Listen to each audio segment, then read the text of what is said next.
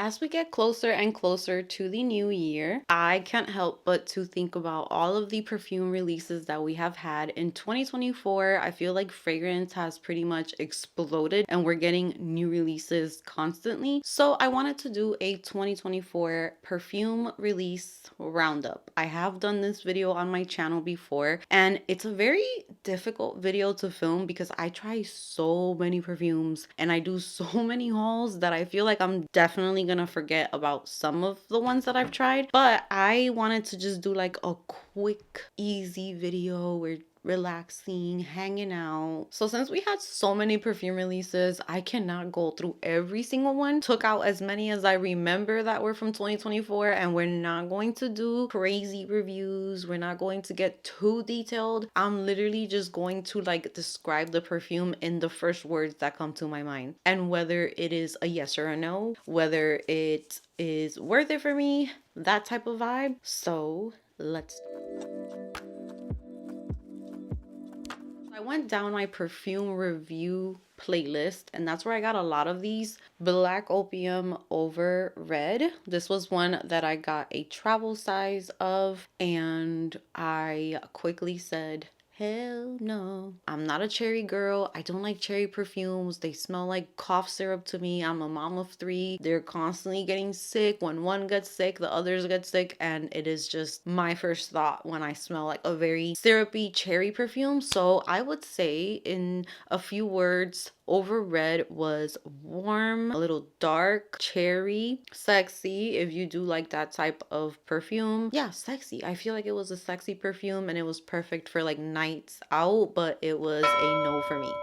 Next up, we have Kylie Cosmic, and Kylie Cosmic was actually a very, very nice surprise. I was not expecting to enjoy that one the way that I did. First words that come to my mind were warm, floral, classy, and it reminds me a lot of the Good Girl line from Carolina Herrera, but a little easier to wear, a little kind of toned down a little bit. It's a very nice perfume. I don't think there's anything wrong with it. I did declutter it recently just because I was making space in my collection. So it's definitely not like an all-time favorite type of perfume, but it's a celebrity fragrance. It's not super duper expensive. It's not a niche perfume. So if you just want a perfume that's a little warm, a little floral, really just easy to wear, and it does smell very feminine and girly, check out Kylie Cosmic. Another release, and this was a summer release. Here we have Ellis Brooklyn Miami Nectar. This did get a dent during summertime. This is such a great one for summer. I love it. So words that come to my mind with this one: breezy, vacation, summer, the beach, the pool, bathing suits, a tan, bright, tropical. It is the perfect vacation summer perfume. So this was a big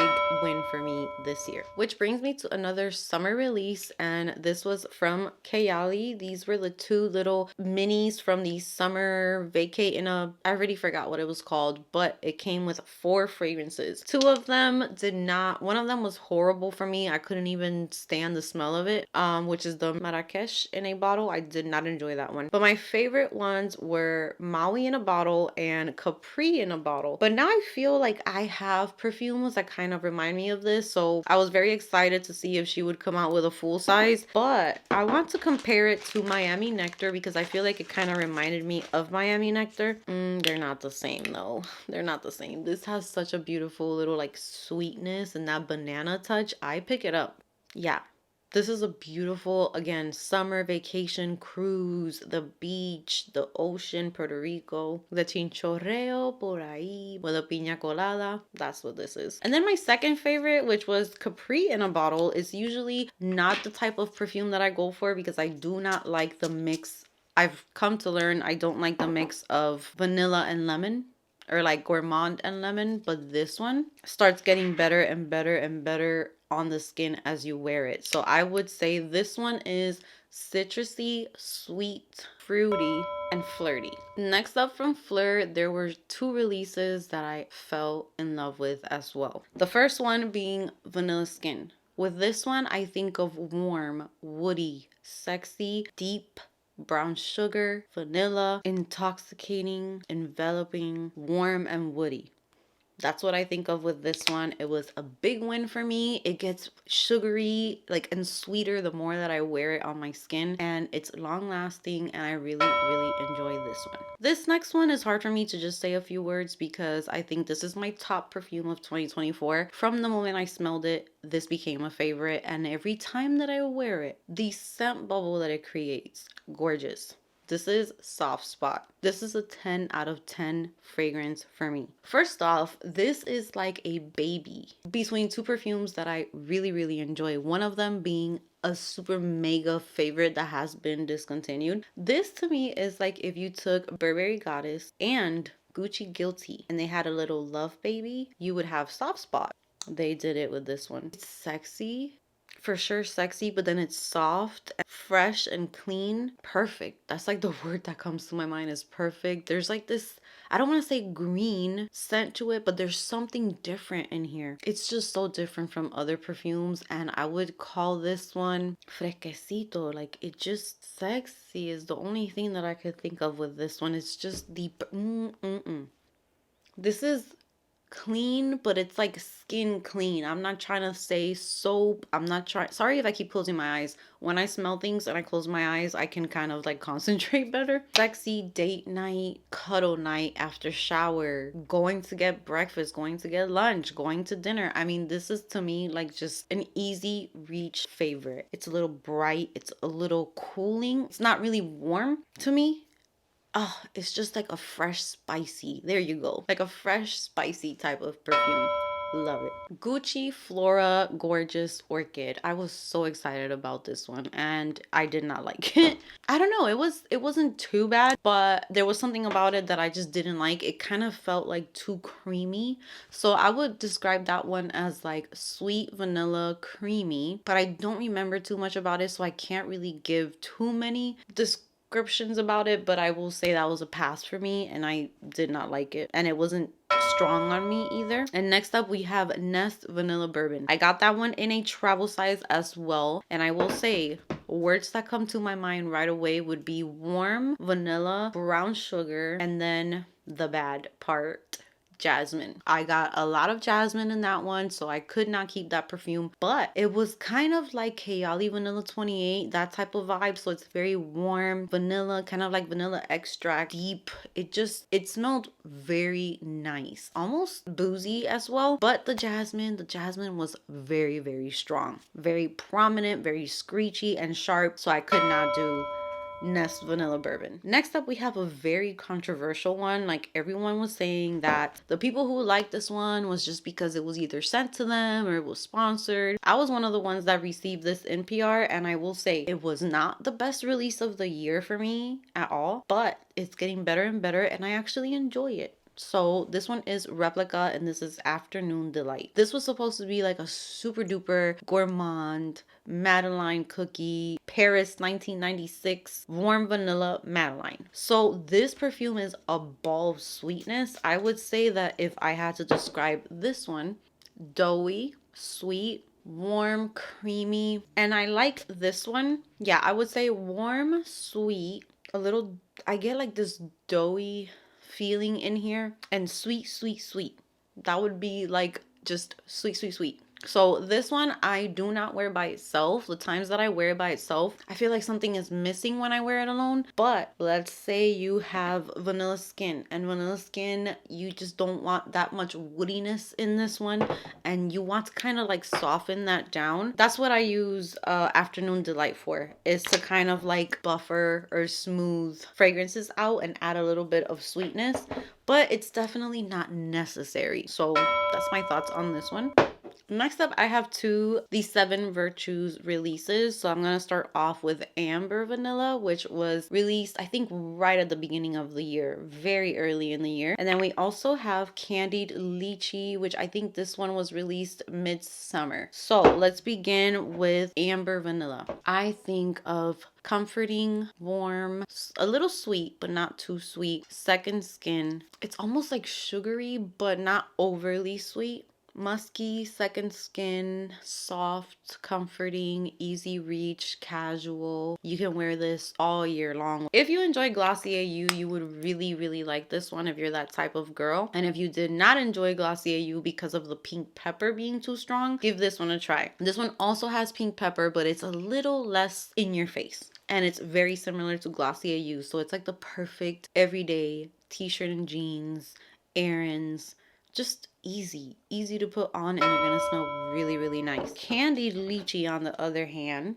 to me is powerful, very powerful, but in a super girly way. So it comes in, it makes like a strong entrance. This is way stronger than Amber Vanilla. So I think their goal with this perfume was, this is a clean perfume brand. So these fragrances are clean fragrances, and usually clean fragrances don't really last that long. They don't have the best performance, but that's what they were trying to do with this one, was play around with that. This is getting so strong. This is the type of perfume that I think I would only do like 2 sprays of. So they claimed that it would last 24 hours. When I first got it, I was like, I don't know about all that. This has been sitting, and this is strong. It's like a fruity, sweet, juicy, girly, flirty, strong scent. Imagine like Burberry Her, but not as powdery, a little bit more, I don't want to say syrupy, powdery, and fluffy that Burberry is. This is kind of like in the middle.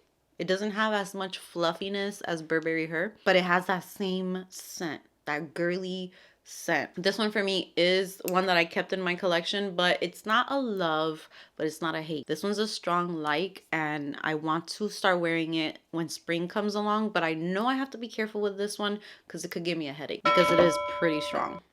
Next up, we have this Noise release. This is 12 o'clock. This is the latest release from the House of Noise. And this fragrance, again, is very simple, kind of similar to Amber Vanilla. So when I think of this one, I would say casual, jeans and a t-shirt again. Comforting, simple, second skin, musky. I hope that these are helpful at all. If you want more in-depth reviews, check out my channel, go down my videos and my playlist, because all of these fragrances have been talked about on my channel pretty thoroughly. This is a soft, woody scent. Like if you're a person who is kind of like, you're interested in woody scents, but you want to kind of like dip your toes in it, this would be like the baby wood starter scent to me. It has a woodiness to it, kind of like those Santal 33 type of perfumes, but it's soft. It's kind of softened up with some type of musk, or I don't remember if it was ambre or something like that, but it's not as harsh is what I'm trying to say. This one has ambroxan and it has creamy blonde woods. So there you go. I didn't even remember that. So it is like your starter scent into the world of woody perfumes. That's what I would label this release of the year. Very similar to Angel Dust from, I forgot what that brand or what that house was called, but Angel Dust Extrait or something. I had to get rid of it because it started getting way too woody. This is the perfect amount of that. It has a woodiness, but it's very soft, and it's like second skin, very easy to wear, casual, everyday type of perfume. Next up is another release from Kayali, and this is Yum Bougie Marshmallow 81. So this right here, words that come to my mind are strawberry, fluffy, marshmallow, sweet, girly, princess, feathers, pink, like a whole pink room. Like the entire room is pink. And there's feathers and there's pillows and blankets, and they're all different types of pinks. Like that's what this is. It is very girly, very flirty, young and fun, but I wouldn't say too juvenile, but it's also not sexy to me. Like this fragrance is just cute, it's pretty, it's girly, it's yummy, it's sweet. That's how I would describe this one. And when you first spray this, loads of strawberry. So it has a little bit of citrus in the opening. It's cooling, it's refreshing. It makes me think of like sliced strawberries with like Miracle Whip or something from the marshmallow, because it does start getting very fluffy, very sweet. This is beautiful. I just wish the performance was better. Swiss Arabian Shaggoff Vanilla Toffee. Amber, almost bitter, strong, mature, harsh. Those are the things that come to my mind with that one. When you first spray it, there is this very sweet gourmand scent that comes out, and you're kind of like, wow. Like when you first spray it, it's very, this is going to be good. And then literally a minute later, it turns into something else for the worse. So that one lasted basically nothing in my collection. I got rid of it. Didn't like that one, unfortunately, because I do like a lot of Swiss Arabian scents, but that one was just not for me. Next up, we have Jimmy Choo, I Want Choo, and this is the Le Parfum. So I got rid of my Jimmy Choo scents. My I Want Choo perfume, I actually enjoyed that perfume, but one of the times that my mom came to visit me, I think it was, she really liked it, so I just gave it to her. So Jimmy Choo reached out and they sent this one to me now, and this one is the Le Parfum. I think the bottle is really pretty because it is a gold bottle, but you can see through it for the most part, so you can see where your fragrance is at. This is date night. This is holiday parties. This is reminding me of one of my favorite Jimmy Choo perfumes. So I do get like a patchouli. Does this have patchouli? Yeah, it has patchouli. So if you do not like patchouli, you probably won't like this one. But I feel like it's done very nicely in this one. Like it's done in a very sexy way. So I would say sexy, date night, makeup done, glam, holidays, date night alone with my husband, that type of perfume. Yeah, this one is really nice when you're gonna step out, when you're gonna do your makeup, when you feel your best. That's what this one is. So it's a win for me as well. So that brings me to the end of today's video. This is my quick 2024 perfume roundup. I know I missed some, so now what I'm going to ask you is to help me out and do me a favor so that we can keep this fun going. So I kind of gave like quick releases. Any releases that I missed, if you guys want to comment them in the comment section, and then you guys can go in there and respond and put skip or pass or love it or don't love it, and let's see how many responses we can get. And I'm also going to give my opinion as well. So any perfumes that get listed in the comment section, I'm gonna go ahead and comment under it like love it, skip it, not for me, and we can all kind of do that. And I think that's really fun. So give this video a big thumbs up if you enjoyed it, subscribe if you haven't subscribed, and I will see you guys in my next video. And I hope that 2025 brings you all of the beautiful things, all of your wishes, all of your goals, lots of health, lots of family time. And with that said, I wish you guys nothing but the best, a very happy 2025. So I will see you guys in the new year.